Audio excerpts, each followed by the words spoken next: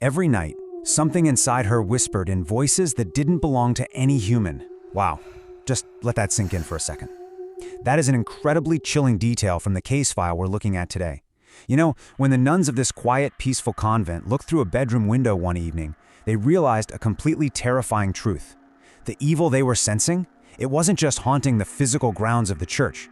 It was actually living, breathing, and speaking right from inside one of their very own. Welcome to today's Explainer, everyone.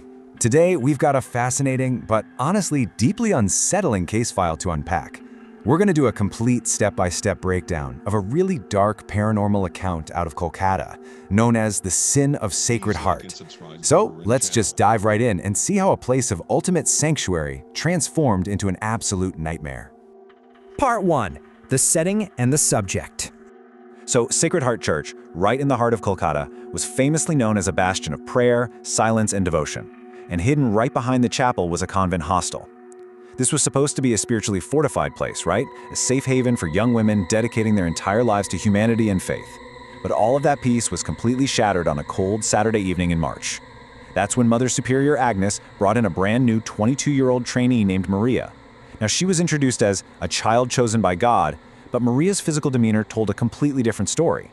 She just stood there, totally motionless, unsmiling. Her pale face was completely empty, almost lifeless, really. In fact, a fellow trainee named Ruma immediately noticed that there was something deeply, deeply wrong with Maria's eyes. And if you know anything about paranormal case studies, that is a massive red flag. It usually points to an immediate, visceral disruption of a sacred space. Part 2. The escalation of symptoms. Look, we are not talking about months of subtle bumps in the night here. No, this was a shockingly rapid, violent decline. On the very morning of day 1, right during prayer, Ruma sees Maria standing at the back, just murmuring to herself. But as Ruma gets a little closer, her blood runs absolutely cold. Because Maria is speaking in two voices simultaneously. There's a female voice, and right underneath it, this deep, growling male voice. By the night of day 1, the physical changes become totally undeniable. Ruma actually peeks through Maria's window and witnesses sheer horror. Maria is sitting on a chair, but her body is twisted in ways that shouldn't be possible. Her bones look broken, literally bent backward. Her neck is hanging completely sideways, arms tangled up like a broken doll, and when Maria's head snaps toward the window, her eyes are surrounded by pitch-black shadows and her teeth look exactly like burned black charcoal. Which brings us right to day 2. This is where the psychological terror shifts into physical violence. Mother Agnes tries to intervene with the cross, right? Well, Maria drops off the chair, crawling on the floor like an animal. She literally leaps onto the Mother Superior like a wild beast and bites right into her arm, actually tearing flesh with her teeth. Father Steve, the church priest, sees this and instantly realizes that this is no ordinary illness. The priests actually have to physically lock Maria inside the room. The entity has made its presence violently, undeniably known. Part 3. The failed interventions. So the church kicks off 3 distinct phases of intervention. And the main thing you need to take away from this is how every single step just seemed to make the entity even angrier. Step 1 was the immediate response. Father Steve goes in with holy water while the nuns are outside praying. Maria immediately collapses, covers her ears, and lets out this completely inhuman shriek before passing out cold. And get this, when Father Steve actually splashes the holy water on her skin, instant burn marks appear. Literally instantly. Then we get to step 2, which I like to call the false recovery. So after 2 full days of starving herself and total silence, Maria suddenly asks for food. The whole convent is relieved, right? They think she's finally healing. But when she eats, she is absolutely devouring the food, just like a starving animal. Her face starts twisting up, her eyes go totally dark again, and she suddenly starts speaking fluently in multiple unknown languages. Realizing they are way out of their depth, they bring in Father Edmund, a highly experienced exorcist, for step 3. Cut to 3 nights later. Maria is tied to a chair, totally surrounded by candles. But the prayers, they aren't doing a thing to weaken the entity. Maria is just sitting there laughing at them in all these different voices, snapping from a little child's voice to an old man's. And then the environment itself reacts. In an instant, every single candle just blows out. The actual floor beneath Maria literally cracks open in the pitch black. The church's spiritual protocols have completely and utterly failed. So picture this, you're in that pitch black room. The ground is literally fracturing right beneath your feet. At this point, the exorcism completely stops being about some random demonic attack. It actually forces a confession. So what was the horrifying truth? Part 4. The dark catalyst.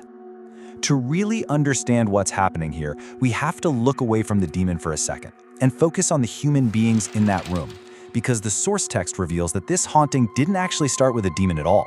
It started with a massive betrayal. Exactly 1 year prior, Maria had fallen deeply in love with a young priest named Father Neil, and she ended up getting pregnant. Now, terrified of a massive church scandal, Father Neil and Mother Superior Agnes, yep, the exact same woman who introduced Maria as chosen by God, conspired to cover the whole thing up. They actually forced Maria into premature labor. And guys, the text details something here that is incredibly grim. It's honestly hard to stomach. The newborn baby was born alive. But instead of saving this child, Neil and Agnes took the infant out behind the church cemetery and buried the baby alive. They straight up lied to Maria, telling her the baby had just died of natural causes. But Maria eventually found out the truth, and the profound, mind-destroying grief of a mother who was completely betrayed by her faith and by her lover, it completely shattered her psyche. Every single night she would go out to that cemetery in the dark, just crying out to her dead child. And it was that devastating grief, that completely raw human agony born out of such a horrific sin, that acted as a beacon. Something incredibly dark and evil lurking in that cemetery actually answered her calls. Part 5. The Fiery Aftermath.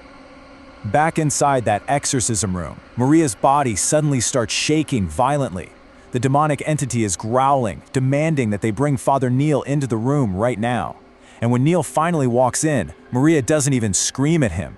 She just stares directly into his eyes, smiles this awful smile, and whispers this incredibly terrifying judgment: one father, one punishment. What happens next completely defies all laws of nature. Father Neil and Mother Agnes are suddenly lifted right off the ground, just levitating up into the air. All those candles that went out, they reignite entirely on their own, and flames instantly spread all across Neil and Agnes's clothing. The rest of the convent can't do anything but scream helplessly, while the two architects of Maria's tragedy are literally burned alive right in front of them. You see, the demon wasn't there to possess Maria at all. It was there to act as an executioner. As you can imagine, the fallout was immediate, and it was devastating. At the exact second Neil and Agnes perished, Maria's head just dropped to one side, completely lifeless. The demon was gone.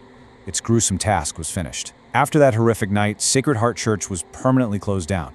It really serves as the stark, terrifying reminder that human actions, especially the ones rooted in such profound betrayal, have permanent, irreversible consequences. The nightmare had fully claimed its victims. All of which leaves us with one final, deeply lingering detail from the source text. Remember Father Edmund, the exorcist who actually witnessed the ground cracking and the flames igniting? Well, he survived that night. But even today, he claims that whenever the old church bells ring after midnight, he can still hear the distinct, clear sound of a baby crying near that abandoned cemetery. So I'm going to leave you with this final thought to ponder today. What would you do if you heard a baby crying near an abandoned cemetery after midnight? Would you go investigate? Or would you remember the terrifying sin of Sacred Heart? Thank you so much for joining me for this explainer. Keep learning, keep questioning, and I'll catch you next time.